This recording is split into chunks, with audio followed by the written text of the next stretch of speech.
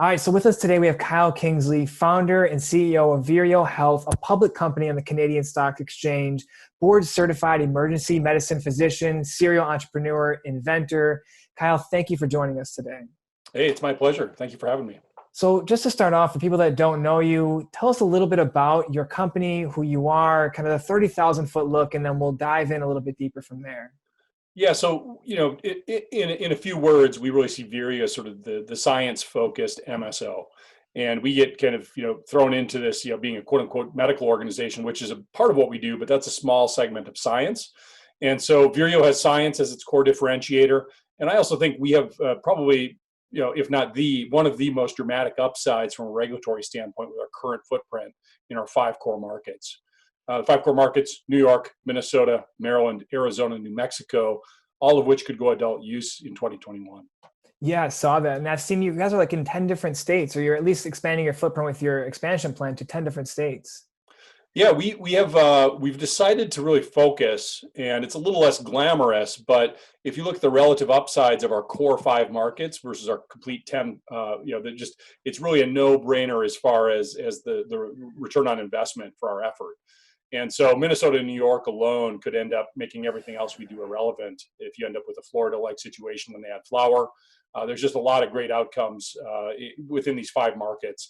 Our secondary markets, kind of the places that we got into following the RTO here in March of 2019, that would include Puerto Rico, Massachusetts, Nevada, Ohio. We're interested in transitioning out of some of those assets, or maybe developing them down the road. But right now, we're laser focused on the five core markets of Minnesota, New York, Maryland, Arizona, New Mexico.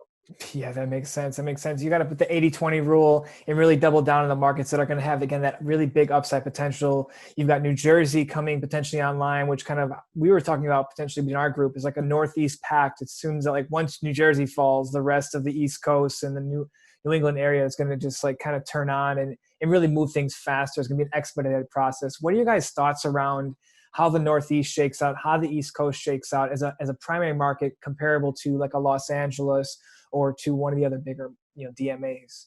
Yeah, the East Coast gets to, and the Midwest, frankly, get to sort of capitalize on everything that we've learned from the West Coast.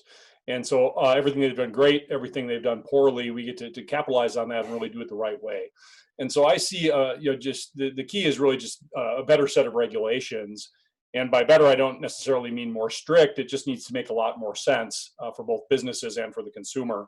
And so you can't have thousands of black market operations in a state and expect that to be a viable business for people that are operating there. And so I think what you're going to find is that on the East Coast, they're going to take an appropriate approach with a limited number of operators as far as cultivation and processing goes.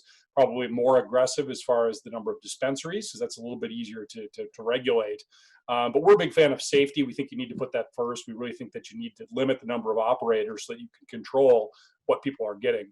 I'm also a big fan of home grow. I think the holy grail here is to have a well-regulated state-run program, but you also give people the opportunity to grow plants at home. And that to me, that's a really interesting 1-2 punch where people can sort of do what they want at home with this relatively benign plant, but you also have a very safe, very regulated, very precise set of products that are offered to the public, be it for medical, health and wellness, or adult use reasons. 100%, 100%. You're actually one of the first people as a business owner that is advocating people to, do their in-home grows and use their rights to, explore this type of medicine. There's, first of all, I think it's right. Just as a humanist, I think that people should have access to this relatively benign plant. But it also makes sense from a business standpoint. I think that decompresses things a little bit politically. Let's give the folks who know a ton about cannabis the right to grow it at home. Let's do a well-regulated system for those who don't know, aren't able to grow cannabis at home, and make sure that they have, an optimal experience. They need safety. There can't be pesticides. They need to have exacting precision on the dosing and the testing so that people know what they have. And so I think that leads to better business outcomes. I think it leads to a better public experience accessing those products. And then you've got this whole slew of people that are going to grow it at home and make their own experience with the plant. I think that's sort of the ideal kind of balancing act. 100%, 100%. So I kind of want to change gears and dig into a little bit here is that I read somewhere that you were a cannabis skeptic at one point, and it kind of has evolved over time. I saw you've even co-authored a book, The Medical Cannabis Primer for Healthcare Providers. And I'm sure there's a lot of respectable physicians, doctors, medical professionals out there that are in the same boat of being skeptical. So tell us a little bit about any particular studies or patient interactions. What made you change your mind from maybe being on the fence to being, again, one of the biggest medically operated MSOs in the country? Yeah, so I did emergency medicine for more than a decade. Hennepin County Medical Center in downtown Minneapolis is where I trained. Moved on to the suburban emergency department, level 3 trauma center, and so cannabis was just sort of irrelevant to me because as an ER doc, it's kind of the one thing that you just don't pay attention to on the urine toxicology screen. So when the drug testing comes back, you worry about the meth, you worry about the alcohol level, but you would disregard cannabis because it just didn't contribute to the clinical picture, and it was safe. It wasn't causing problems for people. People don't show up stoned in the emergency department unless they're also drinking or doing something else. We always joke that in the emergency department, if you replaced alcohol with cannabis, we'd be out of a job because everyone would be home eating Cheetos versus getting in fight or beating their spouse or being out drinking on the town. So it's just really a benign substance. And so I was skeptical that there was any medical value to it. I really saw it as benign and not a problem for our society compared to alcohol.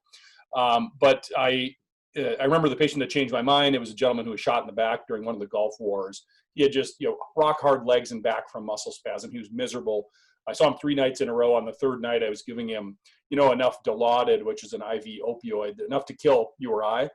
He had some tolerance because he'd been going down that path, but he said, Doc, when I was in California, I smoked cannabis every day and I was on no opioids. I had almost no pain. And he was taking, horse tranquilizing doses of opioids here in Minnesota. He refused to smoke in Minnesota because it was illegal. He was a straight shooter, a vet, a pretty compelling guy who I believed. And that was the first time I thought, wow, that's a really interesting alternative to opioids. That's pretty compelling. I ran around, saw what the space had to offer. Minnesota came up with a very restrictive, medically focused law, and we won that process outright, and were able to start operating under this over-restrictive, medically focused law here in Minnesota, which, in retrospect, it's probably the only way I would have made the step into the space. Now, of course, I've liberalized to the extreme. I believe in adult use. I believe in getting people access to this, sort of the cognitive freedom concept where, how sick do people have to be before they can start to access tools to improve their lives.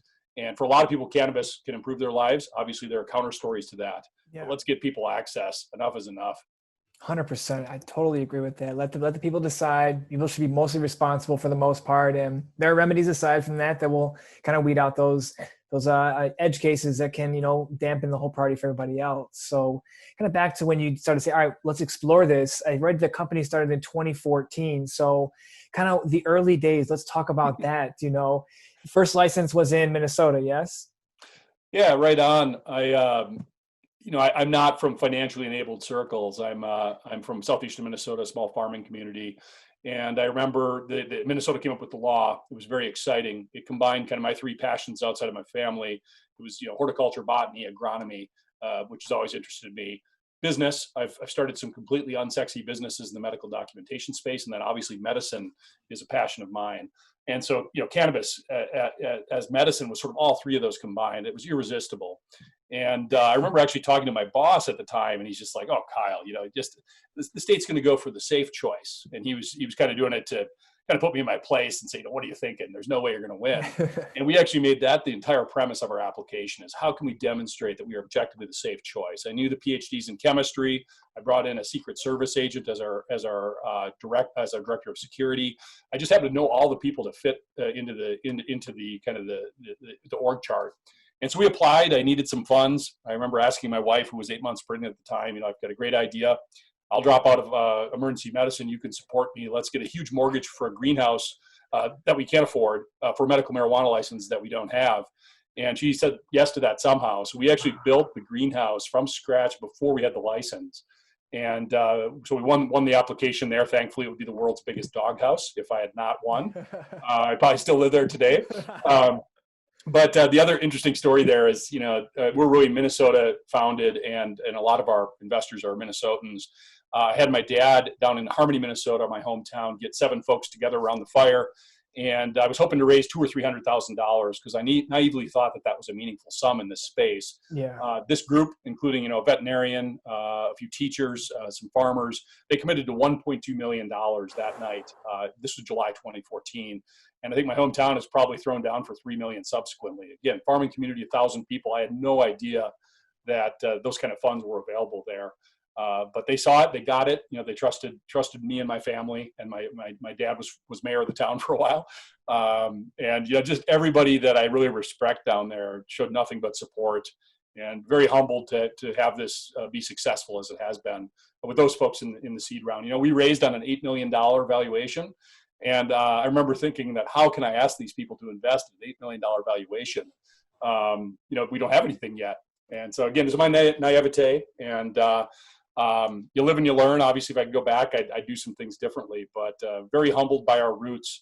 And it really is, really formed the backbone of what we are, which I think is a very upstanding Midwestern company. There are investors who seek out Midwestern and run founded companies just because of that backbone and doing things the right way, which we really pride ourselves on. 100%. Yeah, I'm from the Midwest. I'm actually in Michigan. I was living out in California for over a decade. And yeah, the people are different throughout the country, and they're different based on what they value. And, it speaks volumes that a local farming community of 1,000 people committed, so much money to believing in something before there was any product.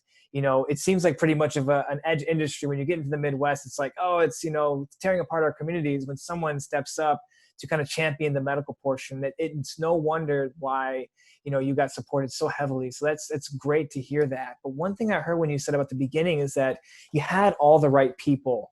It's one thing that we talk about at Green Growth CPAs is that cannabis is a team sport, right? You couldn't do this whole thing.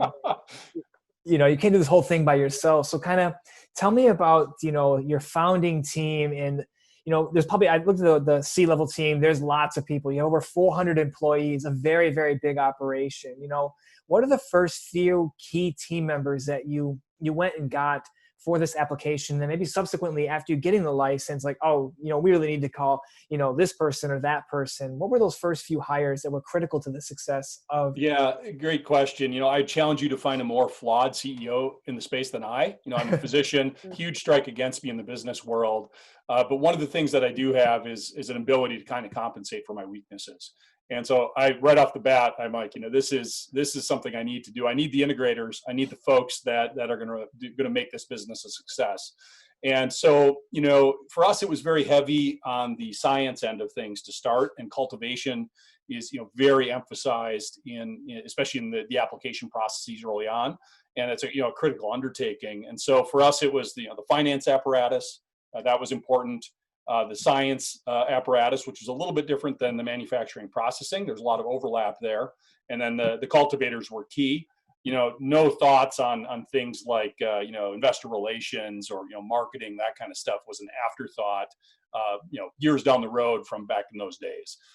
I knew the right people. I had some physician friends that were good as far as being kind of integrators. I had the chemists who were good at not just the science, but also the processing and manufacturing.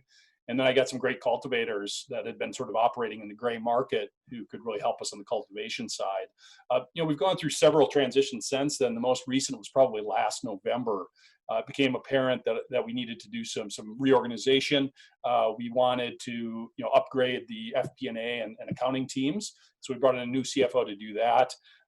We needed retail expertise, and so we brought that in a gentleman named Patrick Peters, who's been running our retail now for almost a year, smashing success. And there are so many components to the business. You can argue that it's 7 or 8 separate businesses that we actually run as a vertically integrated operator. And so there's sort of the high level overarching expertise that you need, the person who knows retail, the finance apparatus, but then you also need state specific boots on the ground general managers. And so we operate the general manager model. We're very excited. We recently hired a general manager in Arizona, which was sort of our last outstanding need as an organization. We did go through a bit of a bloodletting last February where we closed down our New York office and we let go some amazing people just because they were a little bit too big for us. But come full circle in the next 12 to 24 months, I anticipate we'll need to reinvest in some additional marketing, some additional sales. But right now the team is kind of carrying multiple mantles here and doing a great job across the board. That makes sense. So it seems like you did dip into the legacy market or the illicit market to find some of your talent. Because one of the things that we're seeing with people is like, hey, it's really, really hard to find talent that you may come from CPG or you're from medicine and things of that nature, but do you Yep. have the expertise in cannabis? So Yes. is hiring talent, finding talent, finding the people that really run the business from C-level all the way to front of house inside your dispensaries. Tell me about the challenges of hiring. Is there any things that's working really well, things you have had to avoid? What has been kind of the sweetening the pot thing? Tell us a little bit about your hiring process for that. Yeah, one thing that we do well, I think, is blending what we do, which is sort of the professionalism, the clinical aspects of things, the research, with combining that with sort of legacy cannabis culture. What my ideal person serving our patients is somebody who is an expert bud tender and a pharmacy technician who understands the science and Mhm. medicine of cannabis. That's going to give the best possible experience to everybody. We're very agnostic to people's backgrounds. It is interesting you bring up sort of the history of folks operating in the illegal market. Very proud. We just co-sponsored an expungement clinic for expungement week last week in Maryland. We had 45 people come through the door who we had lawyers and resources on site to get their records expunged. And so I'm very open to bringing in people with that illicit history. And there's a lot of different variants to that. Obviously, if there's a violent component to it, that's different than somebody who got nailed with a few cannabis plants in their basement. And so we're pretty open-minded there. I have seen firsthand, sort of how nonsensical the current legal situation is. We've had amazing people whose lives have been pretty substantially negatively impacted by accusations from disgruntled former employees. It's really just, to me, it's just so bizarre, such a disconnect between policy and what the our politicians are doing and what we the public want. And it's time to fix that. It's time to bring this out of the shadows and get this stuff expunged, get these people's lives back in order who have been destroyed to some extent by nonsensical laws. 100% agree with that. 100%. Yeah, the laws are very incongruent with the way the culture is of Yeah. cannabis, and I think I like to feel it's more of a generational issue. Hopefully, as time goes Yes. on, this stuff will just, it is what it is. It's not a big deal anymore. So that kind of leads me into the next part, talking about the products, right? When you hear a medical only MSO, you think of the very highest quality products, the highest ingredients. You've got oils, vaporizers, capsules, different ratios, all these things going on. Tell us about some of your more popular products and maybe how you develop and test these products. Yeah, great question. So we actually have, again, the reason that we are, deemed sort of a medical MSO versus a science MSO is just because of the regulatory environments in which Yeah. we operate right Yes, now. for sure. In 1 year's time, we may be in 5 adult use markets, and so I want to be very clear that science drives opportunity across the spectrum. Mhm. And as you know, the overlap between a quote unquote medical product and adult use products is almost complete. Yeah. And the one thing that's often attributed to the medical side is sort of precision and quality. But I believe that should be across the spectrum from medical, health and wellness into adult use. Everybody deserves consistent products that are well tested, safe without pesticides. And so that's kind of that core tenet that we bring is going to drive a lot of quality and comfort in the adult use realm too, and certainly health and wellness. So that's pretty exciting. We actually have a subsidiary called Resurgent Biosciences that acts as our R&D wing and our intellectual property development wing. It's run by several individuals. Our scientific director, Justin Bueno, our chief science officer, Eric Greenbaum, who's actually an IP lawyer in addition to being a pharmacologist, and then our chief medical officer, Steve Dahmer, are kind of the main three within Resurgent.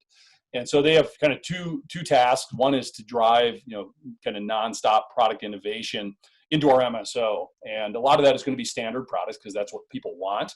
But they do bring interesting opportunities. So yes, we bring very precise oils, the best in class, capsules, tablets, all of this stuff, topicals we bring to the table. But flower is pretty interesting. And we actually there's been some press releases around something we call TerpSafe, which is terpene enhanced packaging. And so one of the problems with flower that you see is that you put it in a jar, you store it, and even if you pump up the oxygen, put it under nitrogen and optimize the moisture, you're still losing the terpenes in a hurry. They're just so volatile, they break down. So why not permeate this nitrogen or the air, whatever you're doing around the bud, with terpenes? And so this is basically, essentially there's a little reservoir in the cap for the jar. It's a sponge that you soak in terpenes. And so naturally, occurring terpenes you can match. the terpene profile, which is going to dramatically increase the shelf life of the bud naturally. It's going to keep its flavor. Or you can enhance the flavor. Imagine, whatever you want to imagine, a cinnamon flavored bud, you can impart additional terpenes onto the bud and augment its flavor all naturally. Consumers are going to become much more sophisticated. They're going to demand this type of thing moving ahead. They're not going to be satisfied with bud that's even been sitting around for 3 weeks post-cure because the terpenes are gone. And they're going to demand, something like this. And this could become the standard of packaging for bud, period. Stored in volume or just small jars. So it's pretty exciting. We actually have a partnership with e-bottles. And so there's two paths. We're building our own brands around this, but we're also going to sell this to our competition. This is kind of too good to keep for ourselves. And excited for this to become standard packaging moving ahead. I think that's possible in the next few years as the flower consumer becomes more and more discerning. 100%. I think, and we've seen some reports coming out that flower is still a dominant product. People still want to try flower in any way, shape, or form, whether it's through joints or through just a broken up flower in a bowl or a piece of glass there. So that's an amazing idea. I mean, when you brought up that you have a whole intellectual property arm, I'm guessing there is the R&D component of not being kind of lumped into the MSO, so you can kind of probably mitigate a little bit of the financial implications and tax issues with that intellectual property in that nature, allow you to license it out to other groups. It's great that you're not just again, keeping everything inside for yourself. It's an amazing thing there. So not adult use, but with medical use, some states don't even allow flower to be sold, is from my understanding. Is that correct? Yeah, and interesting, our two primary markets being Minnesota and New York really don't allow flower. New York allows this metered ground flower, but you're just grinding up flour, and it's not ideal for anybody. We're very excited about Minnesota and New York turning on that, basically flipping that switch. And the fact that we have a clear sort of line of sight to profitability, free cash flow next year without any regulatory change just shows how dramatic our upside really could be with some common sense changes in Minnesota and New York.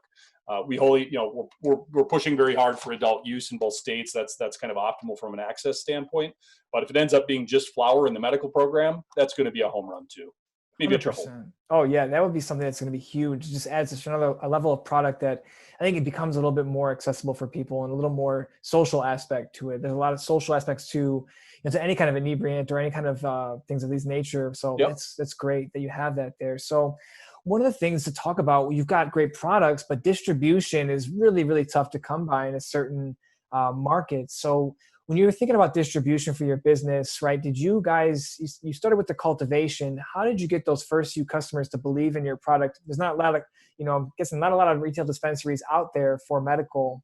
Yep. How did you kind of break into that? Did you, go just build relationships? Did you know somebody? This is the biggest problem, I think, for these newer brands and newer businesses that are starting is they have no one to sell their products. They think they have a great idea, but usually it's not differentiated. It's just, hey, we want everybody to have our product. How did you go about getting into your first few retailers? Yeah, well, kind of a little bit of a contrived situation. Our first few retailers were us. We were completely vertically integrated in Minnesota and New York.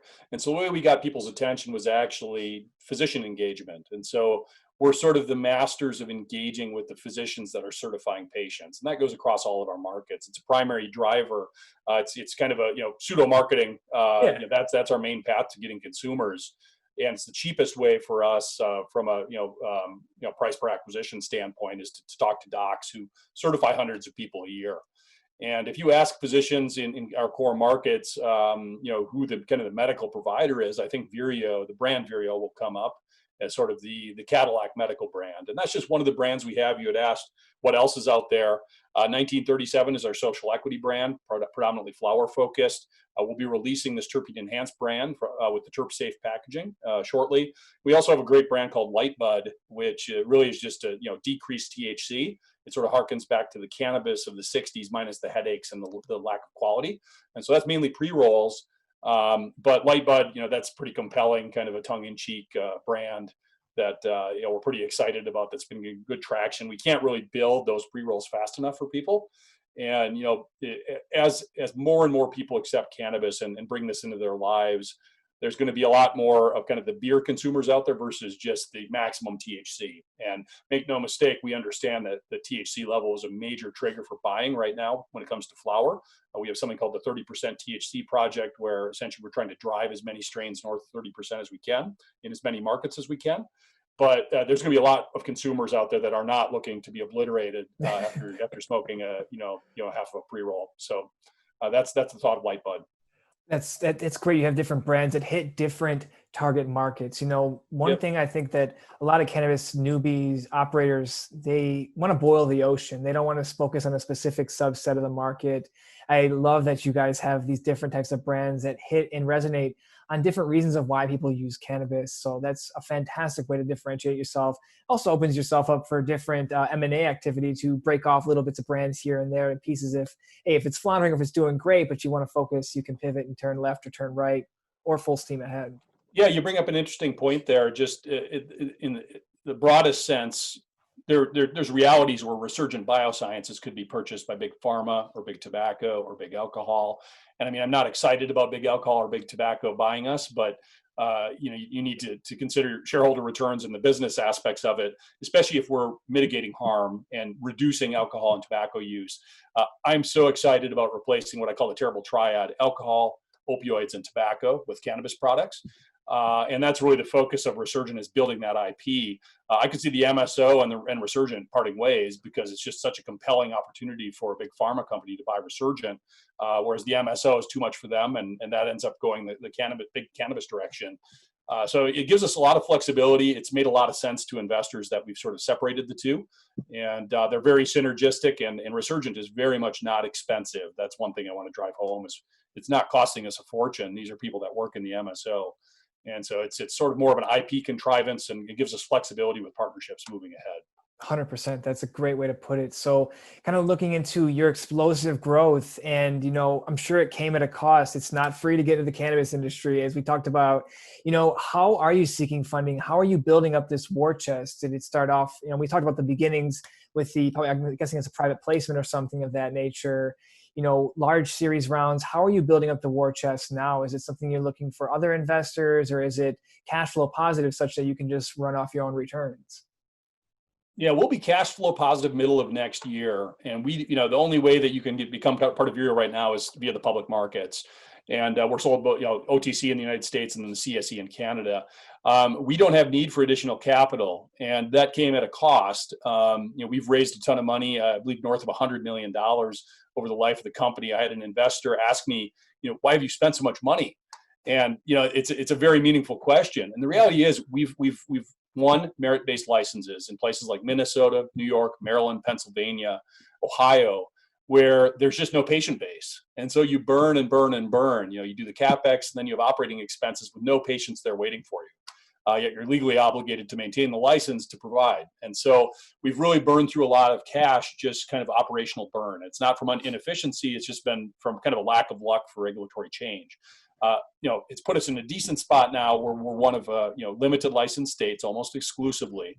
We have significant footprints, first mover advantage, multi-year operating history with patients and providers and the regulators. And now we're finally looking at switching over to adult use in these more liberalized regulatory setups, which is really marvelous.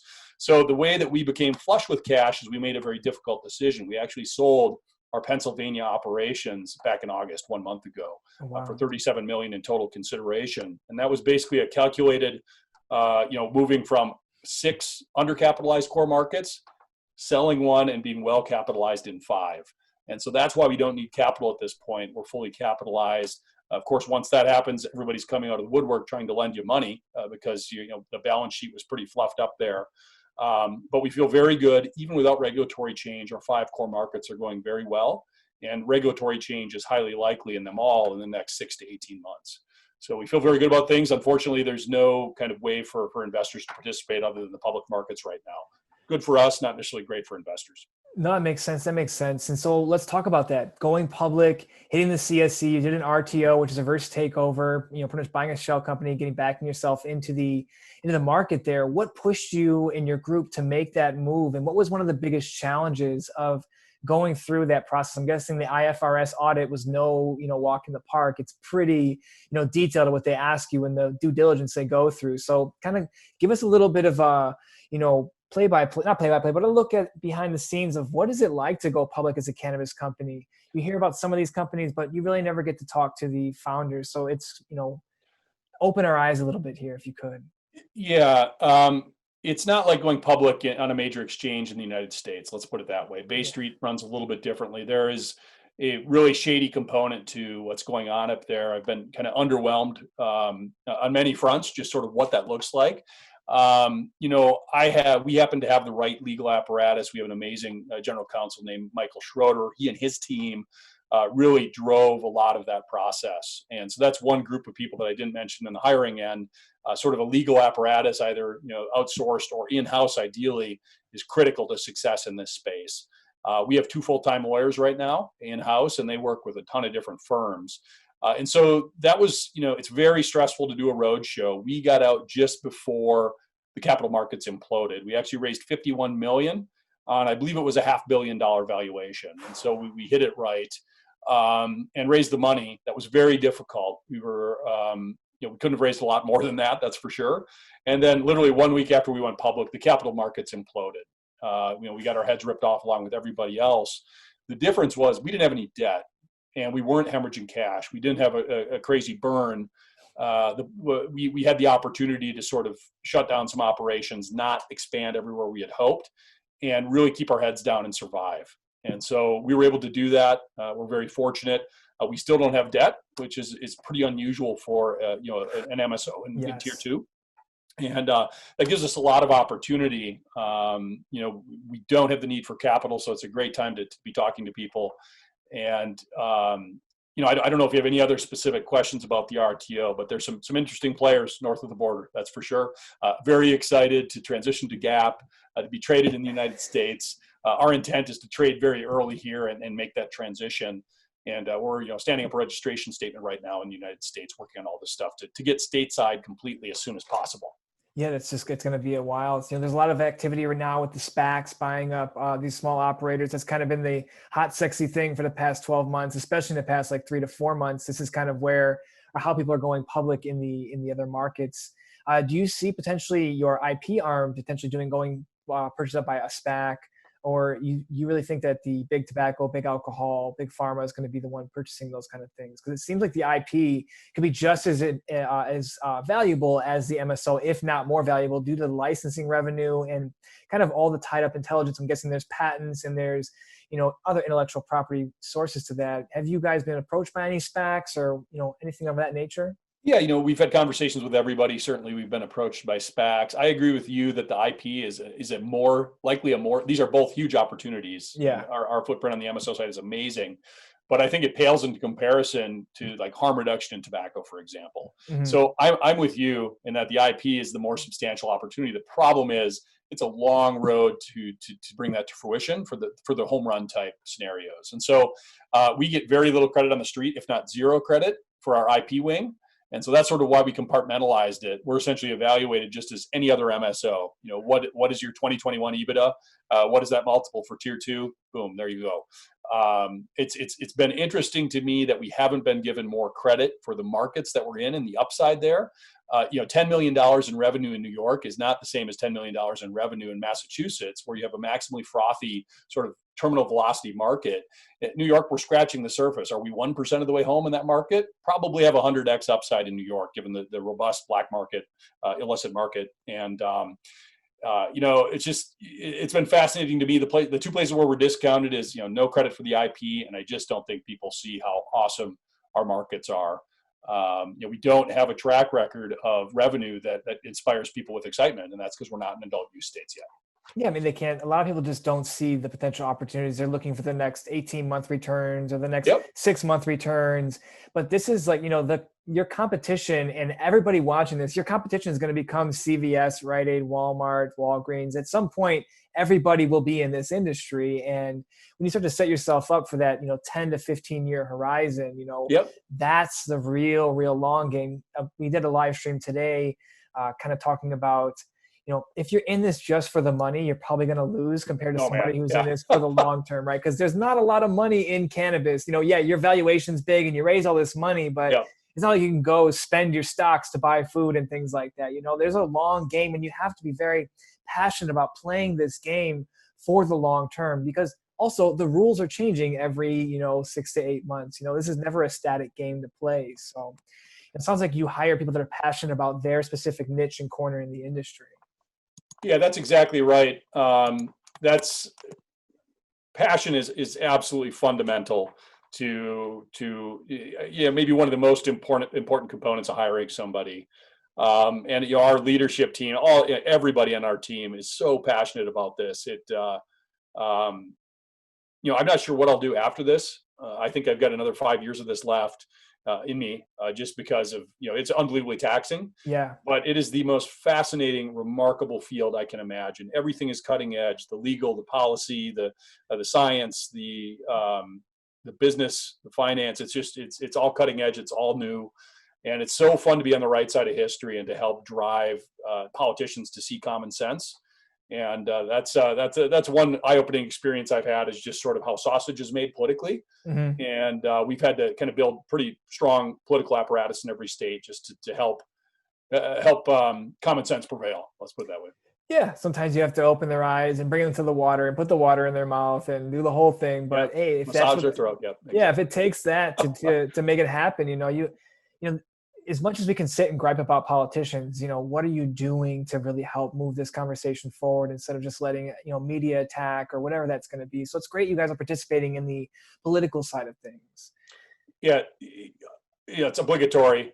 These political outcomes are really important for the consumer and really important for the businesses. And so, that's why I'm in this. I want to give our consumers, our patients, a very safe, very unique experience, kind of across a wide array of outcomes. And I also want to drive just amazing stakeholder returns for our shareholders. It goes all the way back to my hometown in Harmony. Let's hit everybody a 10 or 20 bagger here, Oh yeah. and and take care of people on the way. Yeah, I mean that's fantastic. That's fantastic. So we've heard a lot about your story, a lot of the great things that have happened for you, but maybe give us some color and context to a few things that you would have done differently in either the beginning stages or anything that jumps up to your mind, a story that hey, if we would have done this earlier, we would have avoided all this pain and friction later. What are some of those tips that not the common ones that everybody hears, but like what's the insider information of someone growing a very large MSO, what should people be thinking about if that's their goal? Maybe something to do different. I know it's a very loaded Yeah. question, but No, I mean, um, I've made more mistakes than anybody I know, I think, in business. And, sooner or later, I want to know something and stop learning. But, you'd have to be even more specific as far as the realm goes. What would I do let's talk about a differently? financial one potentially. Some of the financial Yeah. mistakes. 'Cause What I can say is I had no appreciation when I entered this space how expensive it was, especially, early days. I would have raised on a higher valuation, a more reasonable valuation, which I didn't think was reasonable at the time. Mhm. I would have raised more money in the early rounds. We raised, 3.4 million back in 2014, and then the following January we raised another 13 million, just like that. And if I knew what I did, what I know now, I probably would have capitalized on that momentum and been a little bit more aggressive on that raise. I would have potentially avoided going public. It's easy to say, but we raised $51 million in conjunction with our RTO. And so, there's definitely something to be said if you're capitalized to staying private if you can. We basically backed ourselves into a corner where we had to access capital in the public markets. We had the opportunity to do it. With the information we had at the time, it was the right decision. We didn't know we were going to lose 80% of the stock value in 6 months after that. So I would raise early, raise often, raise more capital than you need. And don't be in a hurry to rush on to an exchange that doesn't necessarily bring your investors the liquidity they want. That's one thing that most people, when they transition to public, people get liquidity. Our early stage investors still don't have that, and they will next year, but that's a long wait for people. And so, going public north of the border is a lot different than going public onto one of the main exchanges here in the U.S. from a liquidity standpoint. That makes sense. And thank you for sharing that. Yeah, cannabis is a very, very expensive business to learn how to operate and things of that nature. So if you could snap your fingers today, what would be one thing you'd change about the cannabis industry? I mean, including policy. Could be policy, it could be mentality wise and consumers mind. Let's start with a policy change. If you could snap Yeah, your I mean, fingers. adult use access and I'd love to have a broader hand in what that looks like, because you want to have some consumer safety aspects, but broad reaching adult use on a state by state basis with home cultivation included. That's pretty interesting. Yeah, 100%, 100%. What do you think that's one thing that's going right in the industry? We hear a lot about griping in the industry and people just like totally not happy, but what are some things that are actually going right that maybe don't get enough light right now? Is there anything you're seeing on your side in some of your markets that, these are the politicians that are totally spearheading it. These are the markets that are championing it, or this policy is great. What are some things out there that people should know more about that's really, really doing well? Tooting our own horn a little bit, one thing that we're really doing right is sort of the precision and safety end of things. And it was interesting when we entered the space, there was really nobody monitoring their products for side effects. What kind of a business does that? And so we've worked with an enterprise called Safety Call International. They're basically the largest largest private poison control center. And anytime somebody has an issue with one of our meds, they call that number. And they actually, put all this data together for us, and we do an annual report on side effects. And so I'm very excited about that. I just want to bring sort of safety and precision to the public. I think it's going to blow people's minds, even in established markets out west, when this precision is brought to bear. When we can tell people, based on your blood test, this is going to be your best bet for pain relief. Wow. We're not that far from that, and that's pretty exciting. Very excited to bring science to this space. It's a huge opportunity, and we're doing that right. Trying to give you a better answer that doesn't include blowing our own horn here, but that's the best one I have for right now. No, that makes sense. That's good. You're the only one that I've heard that does that as well. Most people just put the product out there and they just, hopefully we don't get sued. Hopefully insurance premiums don't go up. So that's great that you guys do that. Kind of looking at the future, what does the future hold for Vireo? Are there any new products coming out? I know we talked about licensing and potential adult use. What are some things we haven't talked about that maybe the future of Vireo that the watcher or the viewers should know and they should understand about your business? Yep. So few interesting things, ton of upside in our markets. As I mentioned, we have adult use coming probably across our portfolio in the next 12 months. That's pretty exciting. As far as products go, I mentioned the Terp Safe group of flower products that we're putting out. That's going to be pretty compelling. We just rolled out the Midnight products, which is a sort of a sleep augmentation focused suite of products in New York. Can't keep that on the shelves. We can't make it fast enough. It contains CBN and some other secondary cannabinoids along with terpenes. And so there's a bunch of different concoctions there that we have reason to believe may be helpful to support sleep habits. So that's pretty exciting. We're excited to continue to push with 1937, our social equity brand. One thing that the space has not done well is social equity. And it's really hard constitutionally to figure out how to do that in a way that doesn't cause problems. But we are hell-bent on sort of DEI initiatives. Vireo is a majority minority company. 60%, if you include women, of our team is women and minorities. So very proud of that. 1937 is going to eventually, hopefully, generate funds that can be very helpful in that realm. And it blows my mind if you look at how this is, Black communities, other minority communities, what cannabis has done to them collectively versus we Caucasians. It just blows my mind that they aren't given kind of an upper hand here in this space moving ahead. They all have many people, like you said, who want to play in the space have this record that we need to get expunged before they can be involved in this space. So very excited about doing what we can to really make a difference there. And it rings a little bit hollow coming from me, sort of the definition of white privilege, white guy from a farming community in rural Minnesota. But I think if you look at our record, we practice what we preach, and I think we'll make a real difference there.